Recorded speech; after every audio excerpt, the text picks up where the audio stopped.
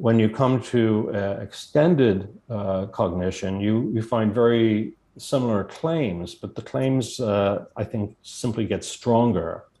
So whereas the embedded cognition of people who would say, well, there are causal relations here. So certain things in the environment could cause us to think in a certain way. On the extended notion of cognition, which is very much associated now with Andy Clark, for example, the stronger claim is somehow or other that cognition is constituted by those the couplings between body and environment, between the cognitive system includes environmental processes. So the famous example is Otto's notebook in Andy Clark, David Chalmers and Andy Clark's essay on extended mind, where Otto, of course, has some problems with memory. He consults his notebook in order to try to remember things. And so his notebook is serving some of the same functions as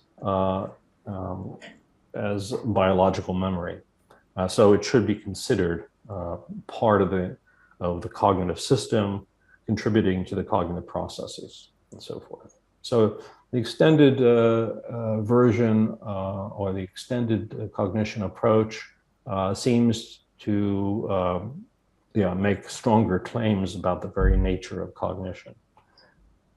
And then finally, the enactive approach, which comes out of the work by Francisco Varela, Evan Thompson, and people like that. They also think that the environment is important. They think that the body is important.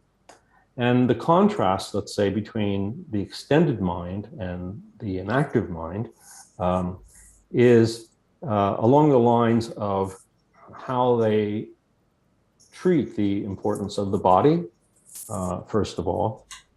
And that, for example, is for the extended mind, they think of it in functionalist terms, so that it's true that the body plays a role, but it doesn't matter whether the body we're talking about is a human body or an animal body or a robot, as long as it, as the functional details of the cognitive process are the same, the actual physical instantiation of the process is not that important.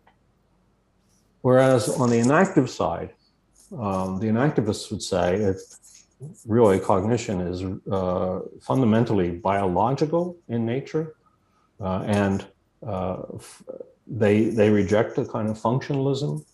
They think that in fact the details of human embodiment will allow us to say something about human cognition, and human cognition is going to be very different from,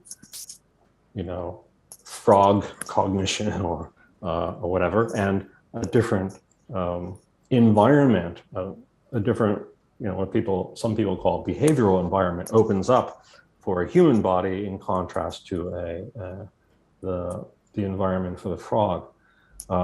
So they like to talk about the Umwelt, von Uexküll's idea that the way we experience the world and our cognitive system, that's all relative to the kind of body that we have. And specifically for the enactivists, the focus is on action. So it's a very pragmatic. This is why, in fact, it builds upon the phenomenologists. For example, Heidegger's notion of the ready to hand or Zuhandenheit, and Merleau-Ponty's notion of operative intentionality.